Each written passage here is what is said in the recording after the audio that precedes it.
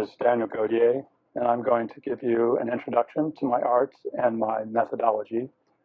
We're going to focus in on one painting, and via this painting, I'm going to demonstrate the tradition from which I draw and provide an overview of how I create and fulfill my inner vision, if you were.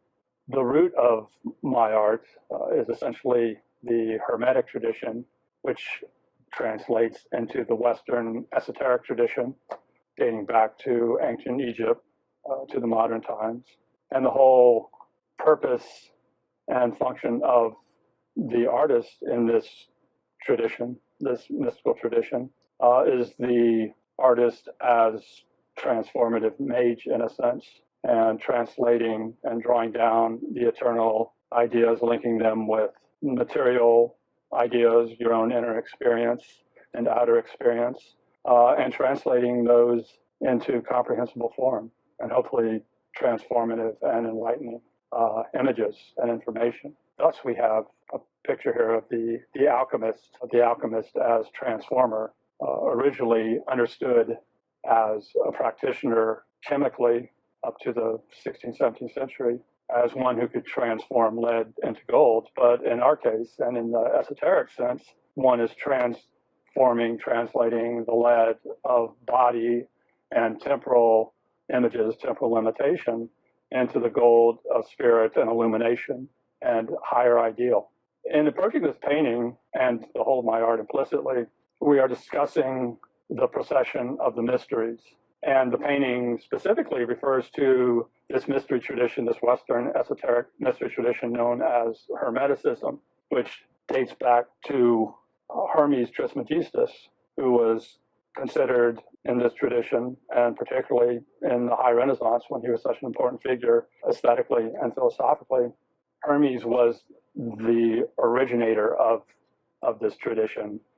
He was an illuminated man, a master of the Egyptian mysteries, but it was also believed to have been the founder of various scientific and esoteric arts, from alchemy to astronomy, astrology, chemistry. And you can see that the very figure here on the right, Hermes, basically embodies that position of which I spoke earlier, whereby in his right hand he's holding the astrolabe, which relates to Plato and his conception. Plato, who was considered a member and exponent of this Hermetic tradition. Basically, it's the cosmos as ideal form in terms of the idea constituting everything we see in this world, commonly known by the adage, as above, so below, and the larger collective ideational noetic realm of a collective idea, universal idea. Everything in this world is a variation on that. And the adage, the traditional Hermetic adage, as above, so below, is another embodiment of that.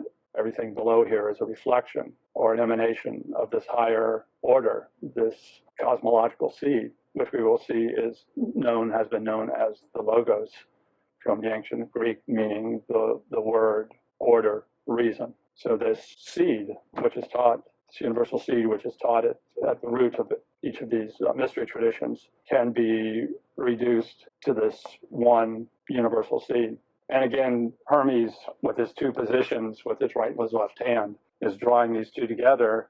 And in his left hand, he's relating to the sun and the moon. And again, this is another metaphor for the same principle, that the sun, it provides or is analogous to this eternal idea, this pure seed of being, and the moon, which reflects the light of the sun, it becomes the embodiment of this one seed, the Logos. And here we have the lineage, essentially, of the Hermetic mysteries, of some of the major figures, particularly preceding the life of Christ. And Hermes Trismegistus, we have on the left, and progressively we have Moses, Orpheus, Pythagoras, Plato, and Christ. And of course, Hermes is the exponent of the Egyptian mysteries, Moses, the Mosaic, and what came to be known as the Kabbalah. Orpheus, the Orphic tradition, and Pythagorean Platonism, Plato, who is greatly influenced by Pythagoras, and Christ, who in particularly the Gnostic tradition has drawn upon these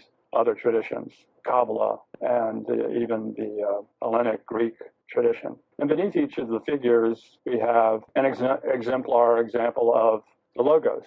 And beneath Hermes Trismegistus, we have known as the uraeus, which was worn in the headdress of the pharaoh and various gods. And as the pharaoh was the embodiment of the divine, he would wear this uraeus. And as we see here, and what we can trace through these mysteries is a belief in the transmutative power of spirit. And this spiritus, the spirit force, was often used, the metaphor that was used was the serpent, which we find in Hinduism, Kundalini Yoga, and the Kundali Shakti, this generative spirit energy, which is at the base of the spine. And through these spiraling nodules, the Ida and Pingala, that are wrapped around the spine, basically you're harmonizing and balancing the solar and lunar force, which we earlier saw in the image of Hermes Trismegistus and the fire, the sun and the moon. And next we have Moses and basically the Judaic and Kabbalistic expression of this logos, this seed kernel, this universal seed from which everything is derived, is the Old Testament name of God, Jehovah or Yahweh. And here and with Orpheus, we have beneath him the logos, the Greek spelling of the logos, the word, order, or reason from which everything springs. Pythagoras embodied it in this fourfold tetractys, basically everything emanating from the one, monas, meaning unity, singularity, to the two of matter, where a subject and object is created, the three, which represents harmonization, so we have a masculine and a feminine, or a mother and a father, and the center is the sun, S-U-N or S-O-N, and at the bottom is the four of matter.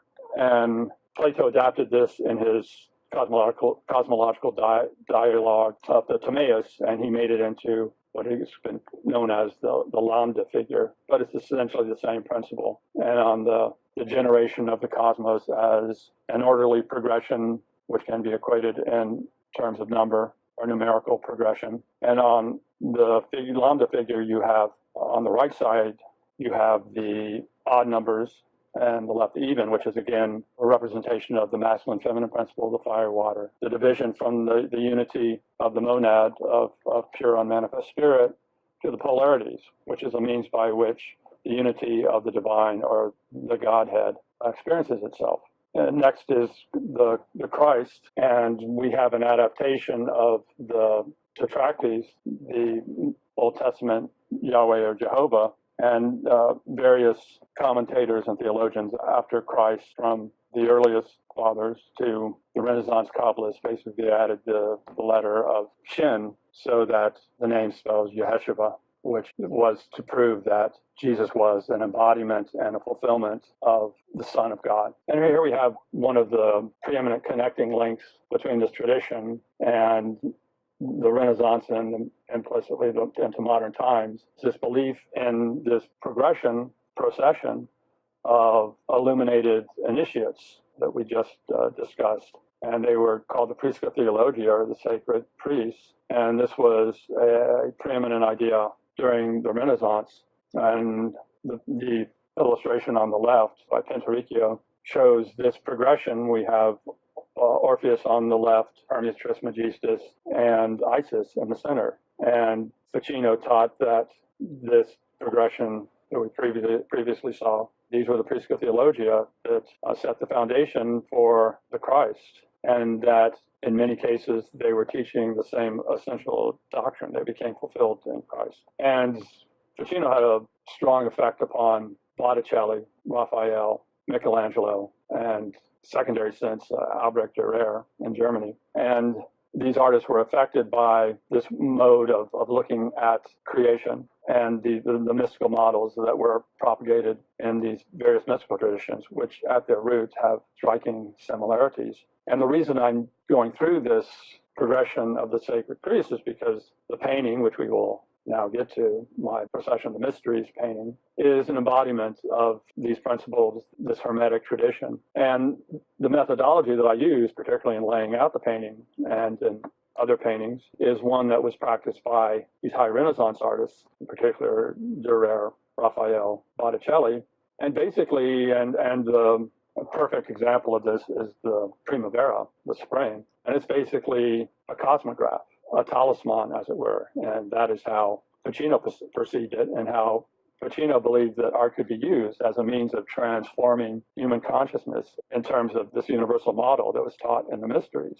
And in addressing the idea of the talisman, or a symbol or image that can be used to direct or transform your consciousness to higher states or eternal ideas, Ficino stated, why should we not permit ourselves a universal image, that is, an image of the universe itself, from which it might be hoped to obtain much benefit from the universe? So essentially, the primavera is a paradigm of the greater cosmic order. And in the primavera, it demonstrates the progression of the soul, the eternal soul, how it enters the material realm and returns to its divine source. And I shan't go through all the symbolism of the primavera. That's for another time, and particularly the Logos lecture series, where I discuss the High Renaissance. But we will come back to it as it lays out some significant principles. But I will say that these artists, these High Renaissance artists that I mentioned, and in my own art, there is generally a structure of the painting surface can be divided into a left and a right and a central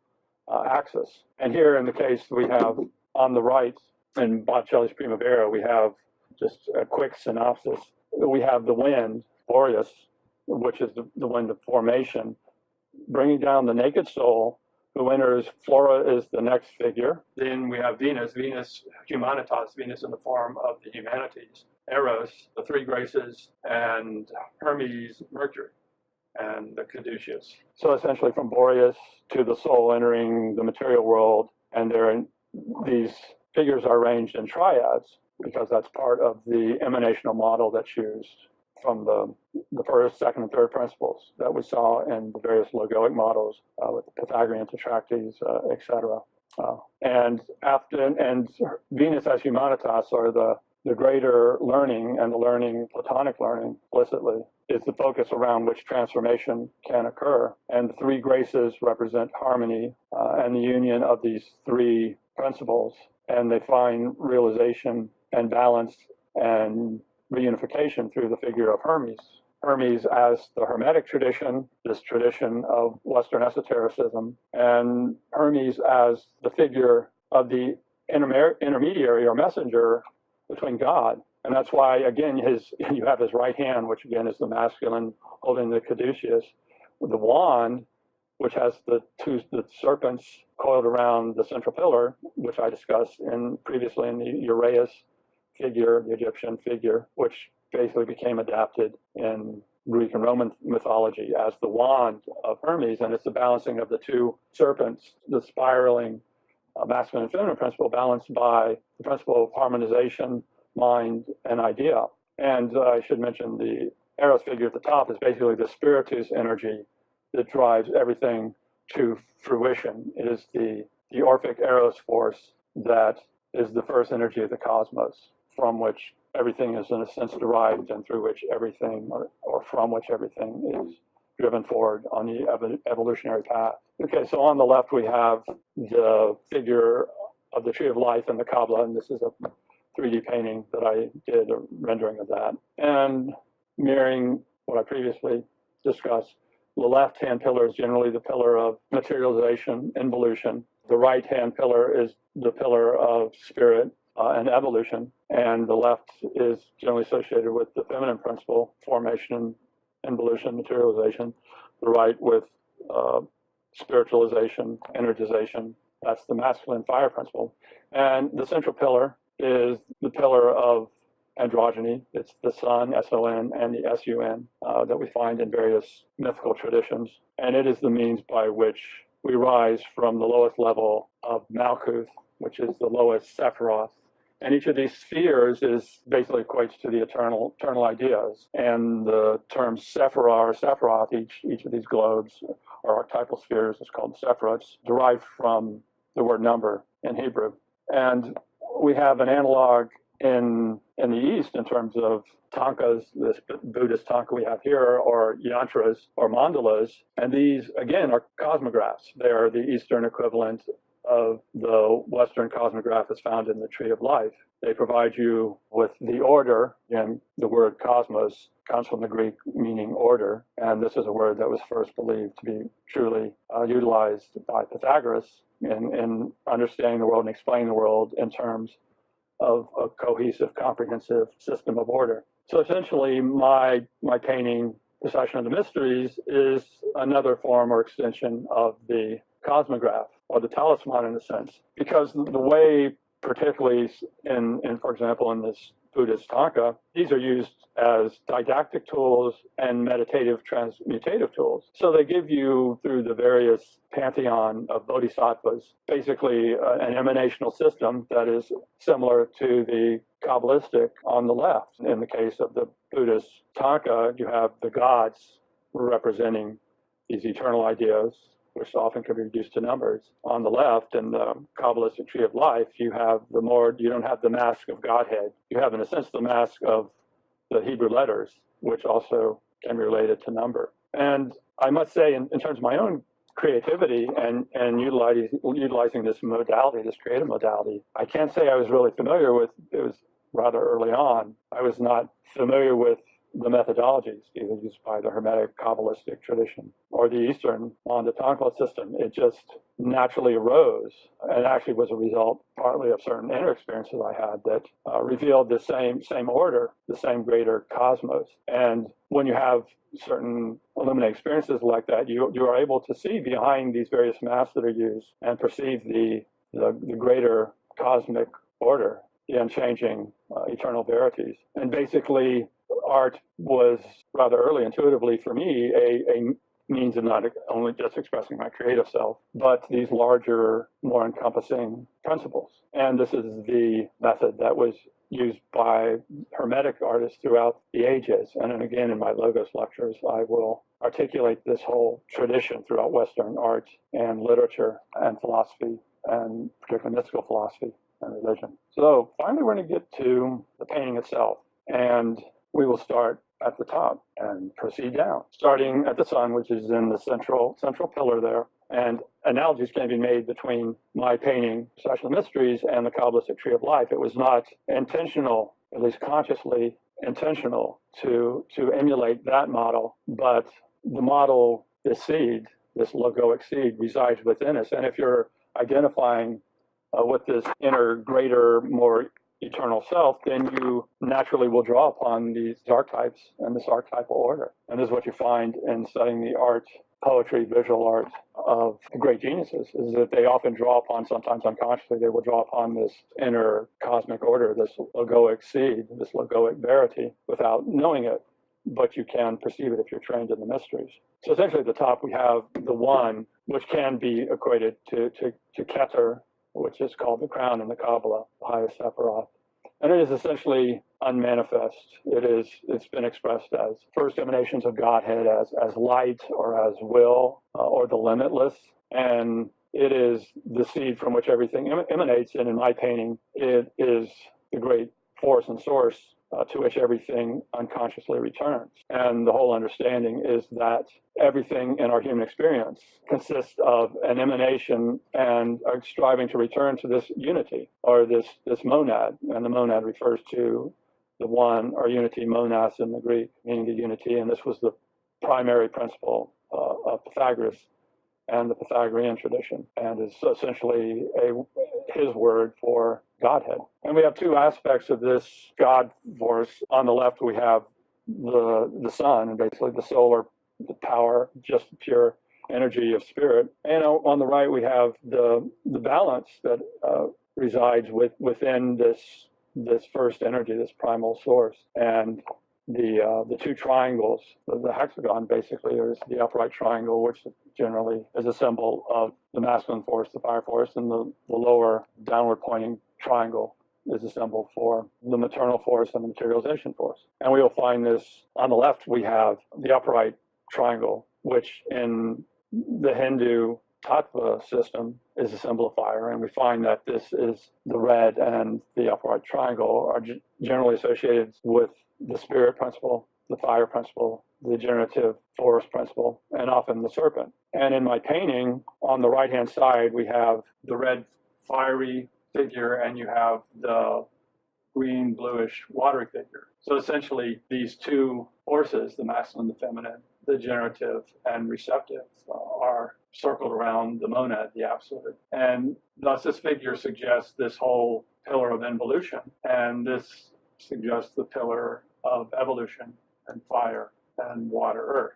Now, in the upper left of the painting, we have two significant images.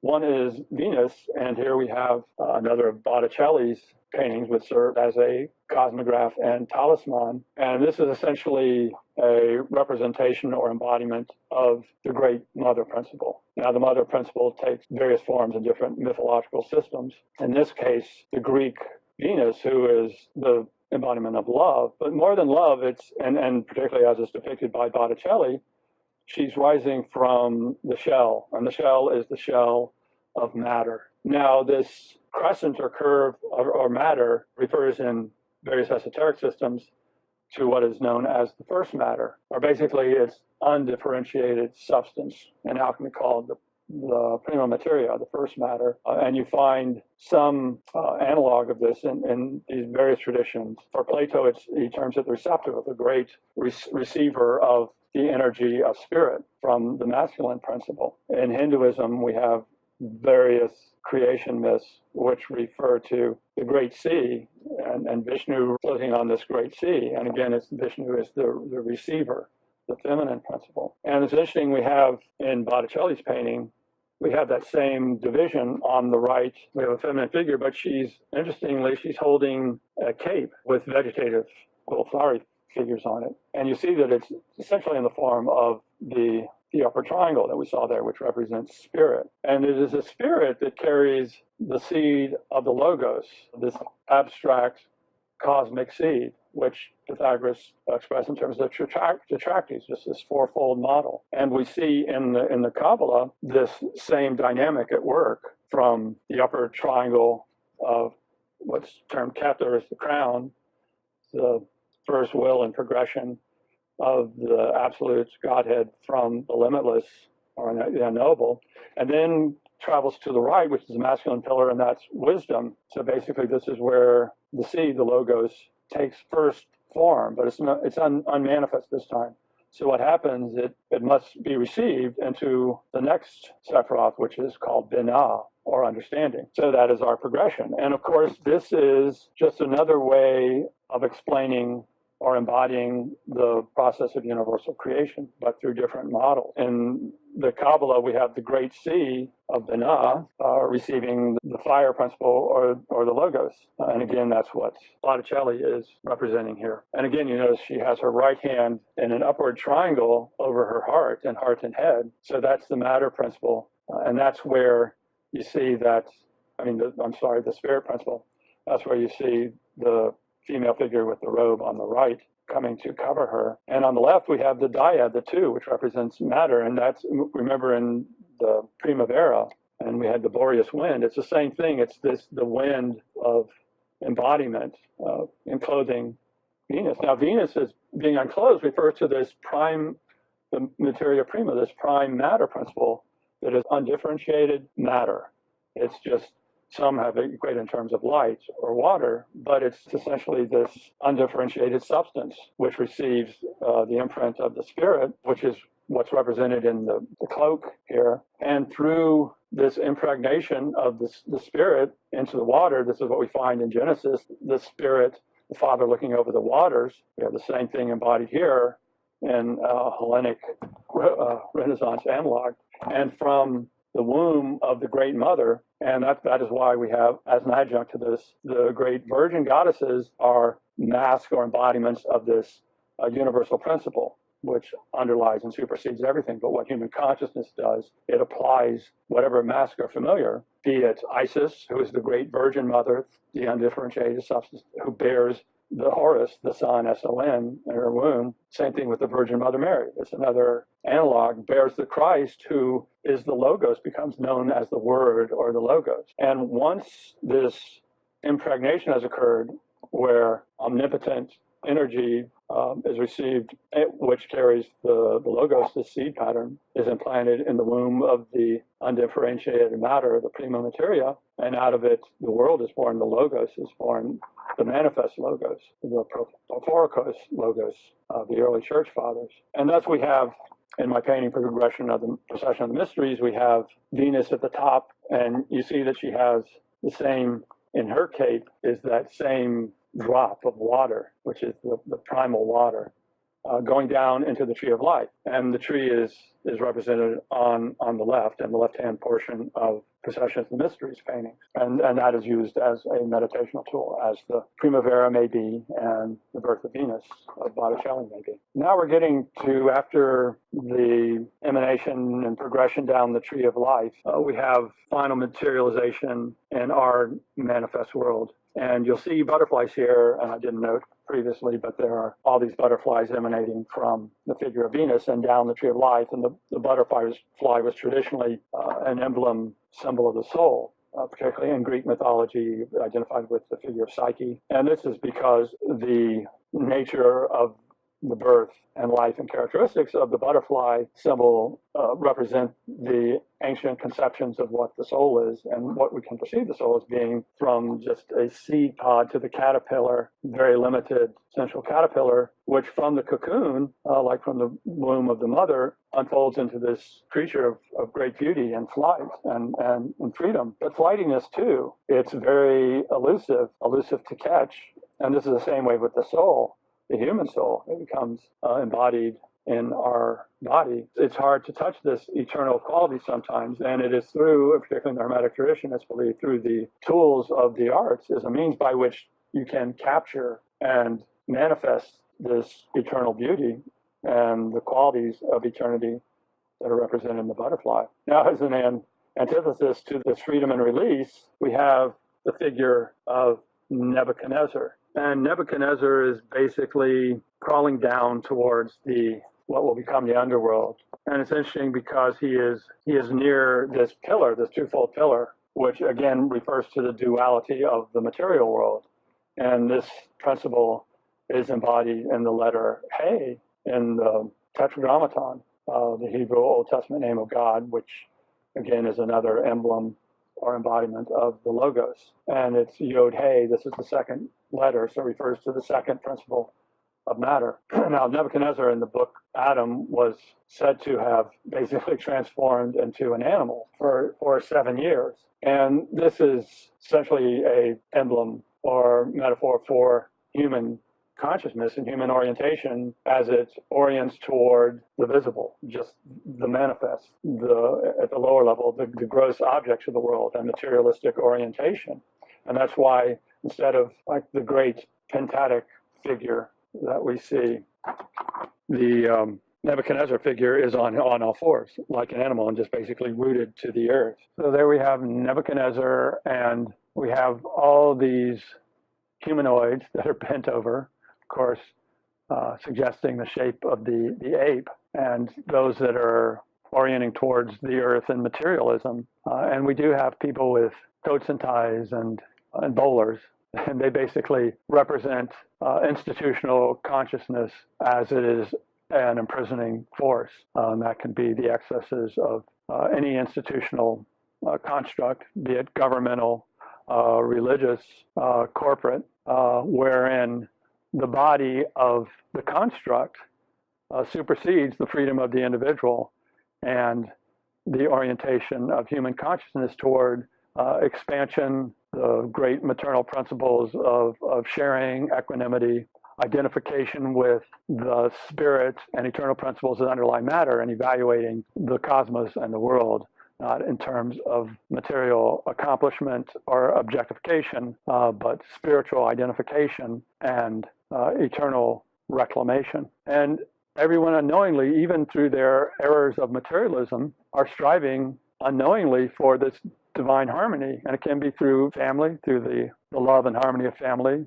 It can be, these constructs can provide that same sense of warmth and connectedness, but the problem is it can be misplaced. And this aspiration, this drive towards this greater harmony, is reflected in the figure of Agapon. This is Pan, the Greek god of nature, but essentially Pan means all in the Greek. And he has in one hand the musical instrument, the flute-like instrument, and the harmony that's implied in music, and this harmony that we all unknowingly strive for. In the other hand is the crook or the crozier, which in one sense can be thought of as religion or any construct in its limiting form, not in its emancipating form. And we have these various figures basically going to the realm of death. And death is, in this sense, is the death of higher reason and spirit. And the underworld is basically this world when perceived through the distorted lens of materialism, aggression, acquisition. So we have, as the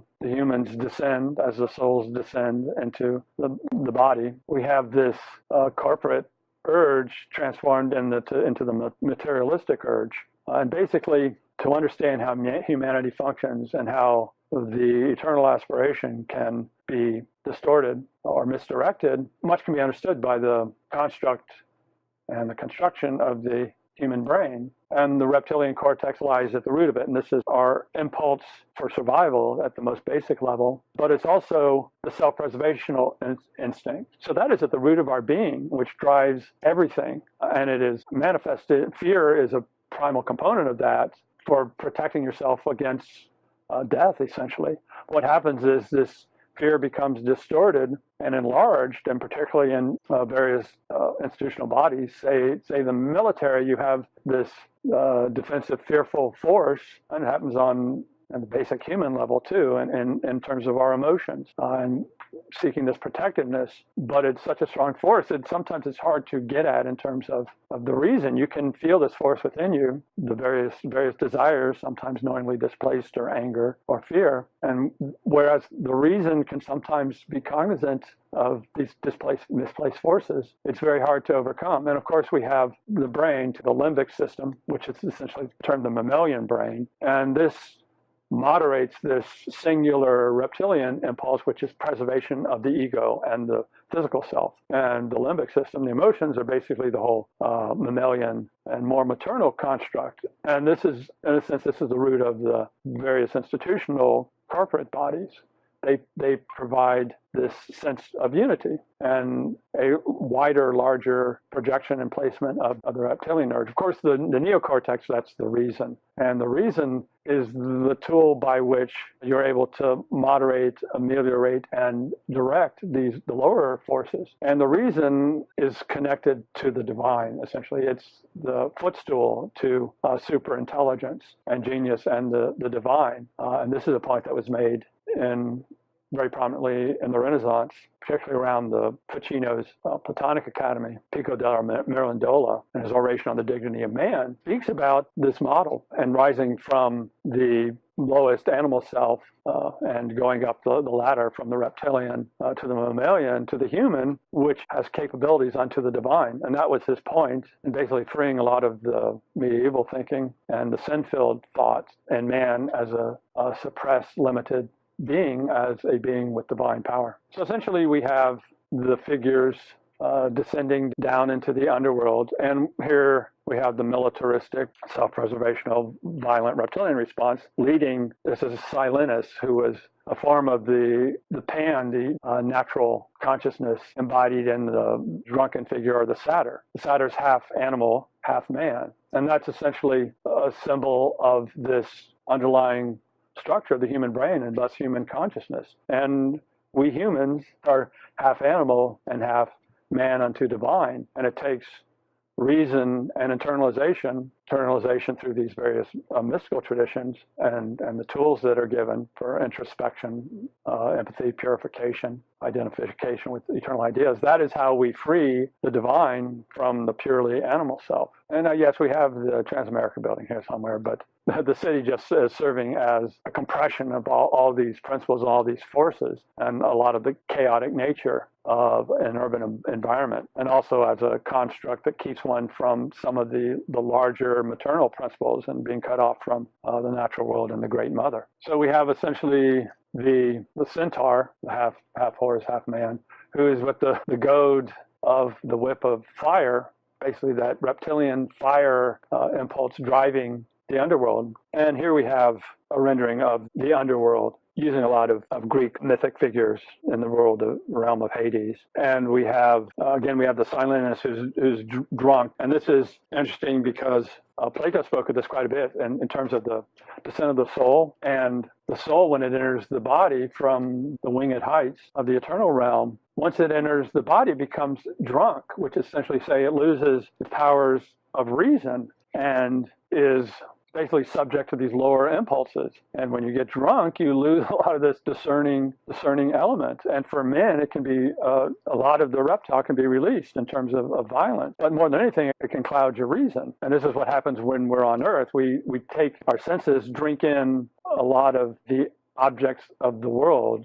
without a redeeming context. And basically, the world is turned upside down in terms of higher reason and the spirit realm. And this is a reference to Ixion, who was punished in Hades, placed on a wheel and forever fated to spin. And this is essentially an equivalent to what in Hinduism is termed samsara and the samsaric cycle. And in Hinduism, it's spoken of in terms of reincarnations, basically the soul coming into the body and having to go through the rounds of time, which in terms of Hinduism is reincarnation. But this principle applies to, even if you aren't speaking in terms of reincarnation, the human who's on this round of error and drunken confusion and misplaced ideals or lack of ideals, and he's forced to repeat the same errors and the same suffering. Even if he doesn't know he's suffering, he's so bound to the limitations of his world and not seeing the eternal potentialities that he's lost. And he's prey, his brain is basically being sucked down into the sand glass, the hourglass, and limited temporal consciousness. And we have very more figures. We have Sisyphus, who pushes the rock up. The rock just rolls back down the underworld mountain, and he's forced to push it back up again. And it's basically the same metaphor that I was speaking of, the samsaric round, the repetition of the same mistakes and misperceptions. Oh, and there are a couple others, Scylla and Charybdis, who barred the way for Odysseus, who is basically emblem or embodiment of the soul as it proceeds through matter, or the initiate in the mystical traditions coming to self-realization. And again, we see the half reptile. We literally have the serpent, the woman that's half serpent. We have Medusa here too. And the serpent symbol, wherein the serpent snake of divine energy, the Kundali Shakti in Hinduism, is subverted to the lower serpent of the reptilian brain. And again, we see a lot of flames down here, and flames are again that generative force that can be equated with the reptilian impulse, the creative urge, creation in its many forms. And in the Greek mythology, Ixion was not only ravaged by being on the wheel, but also by the serpents and the snakes. So it's the same archetype that's being reiterated. Now, above them, we have the bark, the two aspects basically combined into one. You have the Greek boat and said ark, but in a sense it's an ark. But in the Greek terms, it's Charon, who in the underworld of Hades takes the dead across the lakes, fire lake of Phlegethon and Lethe, and basically taking them to judgment. And the second level of our boat here is the Osiris, taking the Egyptian dead across the afterlife. And we have various figures. We have the scarab, and the scarab I didn't point out previously, but we find the scarab throughout this painting. The scarab refers on two levels. One, it's the soul, and another, it's the sun. And the reason for this is in Greek mythology and also just biologically. The scarab living in the desert, it would hatch its young by fertilizing, putting its eggs into their dung heap, which is like a circle, so the sphere. So the beetle would push this along until the babies are born. And so it was believed that basically the scarab regenerated itself and gave rebirth through the sun. So it's a dual image of the soul, which pushes the seed of our recreation forward, and at the higher level, the sun and the progenitor of new life. So we have, again, we have the Anubai, the jackal-headed gatekeepers of the dead. Again, we have this double anthropomorphic, teriomorphic animal man amalgam, which of course we find a lot in Egyptian iconography. But they're taking the soul of Osiris. Osiris is the great father, but he's the fecundity who's also identified with the sun. And as you can see, he's also wearing in his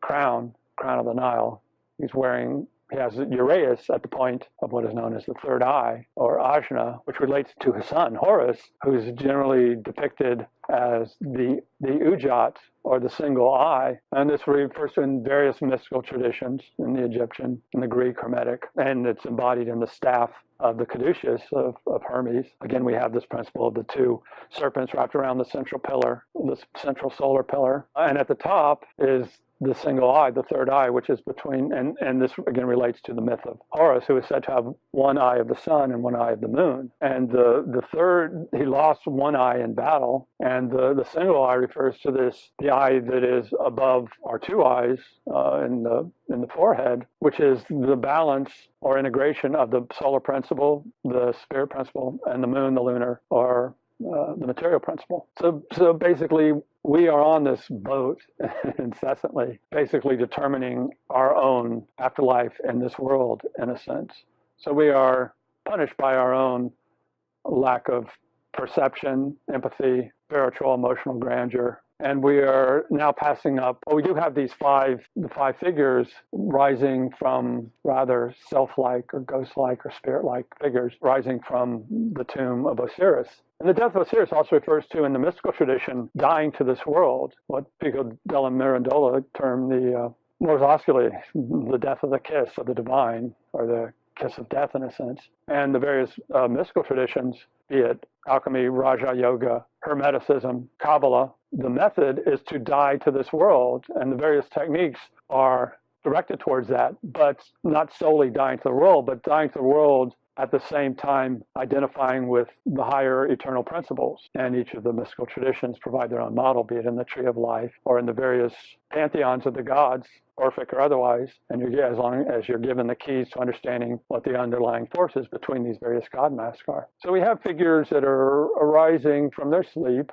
towards the pillar of regeneration and fire on the bark, which leads us ultimately to redemption and ascension. Here we have leading is the ibis of Hermes Thoth. And again, what do we have on the top? We have the uraeus, we have the two serpents and the central pillar, and there's the third eye. So these principles were taught in the ancient Greek Egyptian mysteries and transmitted via various means through Greeks, or even through perhaps Judaism, through Moses, who was an Orphic initiate, or Pythagoras and Plato, who both traveled to Egypt to receive the mysteries. But even regardless of that, these principles reside within us at the core of our being. So you don't need a historical transmission for these principles and these paradigms to be universally applied and extracted, because they reside at the heart of our soul, at the core of our genius. So essentially in the afterlife, we have Horus, and this is, again, this boat is not just the boat of the underworld or the afterlife. It's the boat of our body and our current perception and our current walk through life. And Horus, Thoth, is leading Horus, and that's the sun god, the solar principle, the genius that resides within each of us, that's manifested and emblemized in the sun. So does this Horus also refers to the Hermes. Hermes Thoth refers to the Hermetic tradition and the whole Western mysteries and the tools and means by which you can awaken this solar essence within yourself, this Christos within yourself, this expanded consciousness. And through that, it is the Horus, this inner illumination that leads, these are the dead that are being led to the afterlife. So each of us, to the extent to which we can implement the eternal laws, the principles of eternal idea and universal verity, allowing that to release the sun, the solar logos within us, it will lead our human selves, you can think of them in terms of our own personality, which is a multitude of impulses and even personalities, to this singular understanding and singular directive. And before we leave, we have the cave here, which is a reference to the famous parable in the Republic dialogue of Plato, basically referring to the body as the cave of the soul, similar to the metaphor of the drunken soul and being imprisoned by purely the senses and not by higher reason and eternal ideas. Oh, I return to Botticelli, And in particular, on the right, I painted a depiction of the three graces that we saw earlier, and the unicorn, which is behind the tree, but it's basically driving this triad forward, these three principles within us. And I went through it really quickly previously, looking at the Primavera. But the three graces refer to this Hermetic tradition and this Hermetic training and application. And it's Venus Humanitas, which is the humanities, which implies art, literature, and music too, which helps to raise the soul to its eternal source. And this is basic also from the Republic, basic to Plato's teaching that the quadrivium and the mathematical disciplines can lead the soul to a recollection of its internal self. So through studying mathematics, geometry, music, and astronomy, which are essentially mathematical traditions, you can touch that order, that greater cosmos that resides potentially within. And the three graces refer to Castidus, which is chastity, voluptas, which is desire, and pulchritudo, which is beauty. And these forces and these capabilities are what we need to harmonize and balance. And here we have, she's turning her back. So that's basically Castida, and it's chastity. And this refers to not the sexual chastity per se, but more to introversion and internalization. She's turning her back on the world and looking inside to these eternal forces that reside within us. And beauty is looking over towards the beauty of the material realm and what it implies, and also humanitas and the artistic creative disciplines that can help you to harmonize this inner selfhood. And desire is looking at Hermes. So basically you direct this desire away from materialization, embodiment, towards an ascent towards the divine. And he is wearing, again, as remember, the triangular cloth that the Venus wore. Hermes is wearing it on his body. Again, it's that fire symbol, the Tejas, and the Tattva symbol, Hindu Tattva symbol. So it's fire driving the aspiration of the Trinity. And the Trinity also refers to, in most of these traditions, the three levels. At the lowest, the body, the soul, and the spirit. And the Trinity is ubiquitous in the various mythical, mystical traditions because it's the root of creation, the root of being, the root of order, of the Greek cosmos. So essentially the three graces, which are these potentialities within us, are directed towards harmonization through the caduceus. And here we have the trees of Hesperides, paradisical garden, and they're apples. So it's essentially they're golden globes. They are the sun, and they are emblems of the solar force, which each of us resides within us, the Christ, and our Atman, our perfect selfhood. And it's through the balancing again. He's holding the caduceus of the two outward spiraling serpents and the central pillar, leading to the cloud. And the cloud refers to the unmanifest Godhead, the Ein Sof, the Ein or Ein Sof in Kabbalah, the limitless, the Nirguna Brahman in Hinduism, and the great Christian mystical text, the cloud of unknowing, Pseudo-Dionysius, paradoxical Godhead, the great light that is blinding darkness. It's the first Godhead that is the union of all opposites and the merger of all opposites and precedes opposites. So now we're going to return to the central pillar and the Christ force and the different aspects of this Christ force and the solar humanity within us, solar man and woman. And at the bottom we have Christ on the cross. And this is a common mythological motif, the Greek Attis, Odin in Norse myth. Christ basically sacrificing the physical body on the cross. Cross symbolizes in all these traditions matter, the cross of matter. So basically you give up your body, and it's in a sense the suffering of the material world and the body for this identification with this higher humanity, this higher selfhood. And you can even think of these, have various globes on the left, on the pathway up the middle pillar. On the bottom we have Ixion. Then we have the stained glass window, which we find in, of course, Gothic cathedrals. And it's an emblem of, you see here in this one we have the cross, but this is the cross of the flower of eternity and the cross of harmonization of divine principles integrated with the material, which results in sublime beauty. And from there we have Hermes, who's holding up, remember the two triangles. There is the upward triangle, the Tejas, and the downward triangle, which is the symbol of matter, and raising it in harmony above the the stained glass window, which also, the stained glass window is also a reference to sacred geometry and those principles that were taught in the Hermetic mysteries, initiated by Pythagoras and embraced by Plato. And it's interesting, here we have the fire force, the spiritus, generative energy force rising from the Christ. And this drive, aspiration towards knowing on all levels, you find it manifested in all things. And you find it here. I use the rocket ship and its drive to the celestial realm as just a manifestation of the same force that is recurrent internally. It is there at all times, and it's misapplied through misapplication in material terms. But the same drive is at the root of our being. And what we aspire to is that same, on a spiritual level, that same universality that the material man also aspires to in terms of the physical universe. And essentially, it is the same impulse, the same imperative. And eventually, at the top, we return to the greater sun, the higher sun. And the image on the right is a painting of the solar logos, the fivefold man, and the pentatic man, known as the Pentagrammaton in Christian Kabbalism. And it's reflective of the logoic system, which I write of, and which is at the root of my art and my creativity, is the pentatic matrix, which is my cosmological logoic model to explain the cosmos. So here we're just pointing out two aspects of the most ancient mysteries and the Egyptian mysteries. And in my painting, Procession of the Mysteries, we have four pyramids, and the fifth mountain, and the four pyramids refer to the tetrad of Pythagoras and the various fourfold models, Platonic models. And finally, the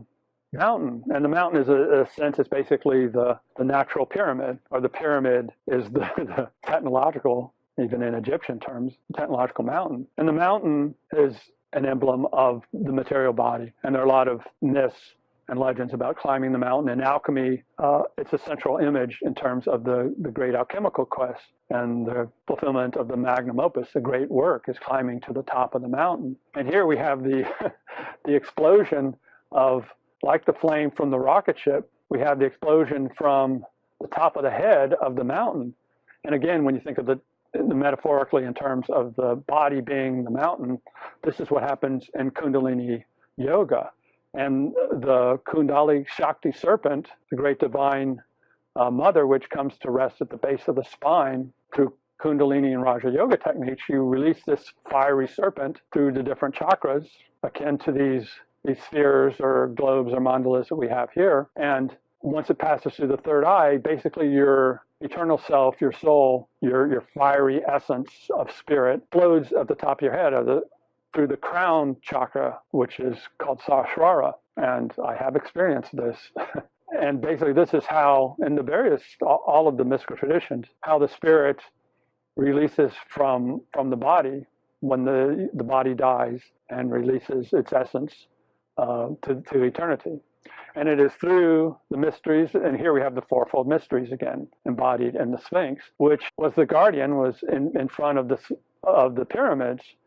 So to return to the Logos, you must pass through this fourfold gate, which means the fourfold awareness, a consciousness of the Logos. And the Sphinx is just a metaphor for these four aspects: the lion, part lion, which is the fire principle, the generative principle, the horns of a bull. A lot of sphinxes do not show the bull's horns, which is the material principle, the more earthen principle, and the eagle, which is the air principle, and the four lion. So essentially, that is the gateway you must pass through an awareness, whatever initiatory system, but in the Hermetic tradition, it is this fourfold Logos.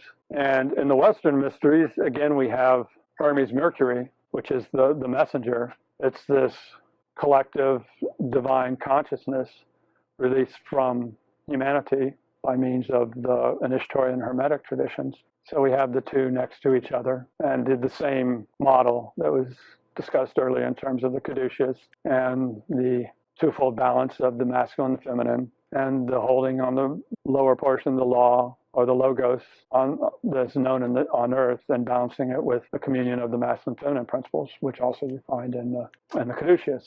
And that's where you get the winged feet, as I was referring to in the previous slide, in terms of leaving the body and basically essentially having flight into the ethereal realms, or the macrocosmic realm, the universal, the ineffable realm.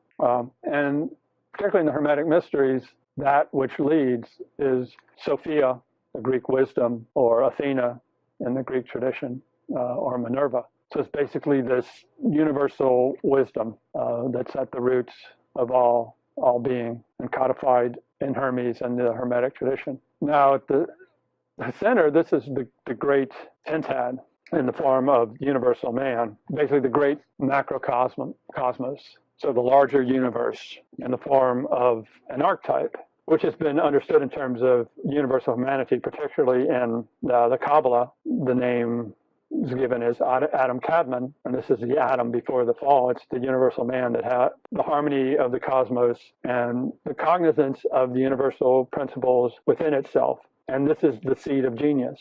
It's the seed of all knowing. And this is what resides at the core of our being, only to be released through the process of transmutation and illumination. Again, it's interesting, the Da Vinci, which is well known to most people, universal man, also known as the Vitruvian man for the Platonic architect who first embodied this principle visually. So essentially you have the capacity of this universal man to be in the form of the cross, which is what the Christ does, comes into materialization in order to reclaim and regenerate the world, and also in order for this abstract universal humanity to experience itself through the plethora and wonder and beauty of the material world. But then the same macrocosmic man has the capacity to be fivefold, and the fivefold man is essentially the eternal man, and particularly in terms of he's an emblem of the perfected humanity, perfected woman or man. And it's interesting that the Pythagoreans were said to have worn sigils in their rings, a symbol of the pentagram. So it's an essential cosmological form. So this is the archetype, the ideal, to which we all aspire, and to which all these various figures, they're all centered around the macrocosmos. Everything revolves around this eternal principle. And the painting on the right is concerning this ascent of, basically it's the fourfold macrocosmic man, which is the man in the form of a cross, arms upraised, lifting itself from the tree of life up to through the phoenix. The phoenix is this generative fiery force that has the power of recreation, in a sense. And that is the eternal fire force of spirit, which is regenerated in every man and woman after death, or in the great periods of transformation and initiation in their own human lives. And that's the metaphor of the phoenix being reborn in fire every 500 years, or cyclically regenerating itself. So the spirit is always going to regenerate the human selfhood from the macrocosmos to the microcosmos. And of course, in my painting, it leads to the solar circle, the golden circle. And within that solar circle is the figure of the pentagram, the pre-macrocosmos pentagram before the idea of universal humanity arises. Oh, and on the right side of my painting, basically on the same vector as the sun, the unmanifest sun, we have Horus, and Horus as the Ujat, or the single eye of illuminated consciousness, returning to its divine Unitarian source. And above that we have the flying serpent. And again, this is the serpent as spirit. And the serpent, again, has, depending upon context, can be universal nature, can be more the material principle. But in this case, it's the spiritual principle. And it's a balance of the polarities. It's half green and half red. The green is the feminine, earthly, and the red is the masculine, generative. But it's winged. And in alchemy, there are various stages. There's various stages of the lion, which is another aspect of the fire principle, the green or the red lion, interestingly. This is the serpent that has been freed from earthly constraints and is the serpent of pure spirit, energy, and light. And that's why it's winged, akin to the winged feet of Mercury. It has been released from Mercury Hermes, or the man of or woman of the mysteries, who has released the serpent of light from within and allows it to return to its universal Unitarian source. And again, at the bottom we have, there's another form of the scarab, but it's being led by the symbol of the Orphic mysteries, which was an egg, which is the feminine principle, surrounded by the serpent. So it's basically a return of the joining of the masculine and feminine principle, again, the androgyne, the Orphic egg, as it's called, the universal creative serpent wrapped around the egg of the universal mother. As we mentioned before, Athena Sophia in the Hermetic mysteries is the great patroness, the great love, the great mother, to whom we are all devoted. For she has all the mysteries within her. And she was born as a virgin from the head of Zeus, which is the mind of the absolute, of Godhead. And she is that, as I referred to earlier, that materia principle, materia prima, that unformed matter, that vast sea or receptacle of light to which the primal energy enters upon creation of the cosmos. And the image here is from Francis Bacon's Wisdom of the Ancients. Truth is enveloped in obscurity, thus it shines in the shadows. And this truth, this Hermetic model, this Hermetic teaching, this logoic seed, which I've been attempting to reveal or to explain in its complexity, it is all around us. The seed of life is planted in every object, in every being, in every aspect of nature, from the largest galaxy to the quantum realm. And this logoic seed is obscured by matter, but it can be seen through matter, and as it embodies in matter, and particularly through art and literature and philosophy and acts of compassion on the human sphere. And this is what is this knowing, this inviolate beauty and order is released, as the central image shows, from the top of our being if we adopt the form of the universal humanity. And it shines in the shadows in spite of all the limitations of this material world. And there is great beauty and there is grandeur of human action. So it shines through all things if you have the eyes to see. And that's what it takes, is the transformation of the two ocular eyes to the singular eye of universal vision, universal rectitude and order, and logoic consciousness. And again, we return to the figure of Hermes Trismegistus and this alchemical emblem, which is from a book of Michael Meyer in the 16th century. And there's that basically is a paradigm for the means of this transmutation, balancing the below with the above, the inner with the outer, and looking at the world through the eyes of the cosmos. And that's where do we return to the monad, the one, the unity, which rises above all, shines through all, and unites all throughout eternity, forever and ever. Thank you.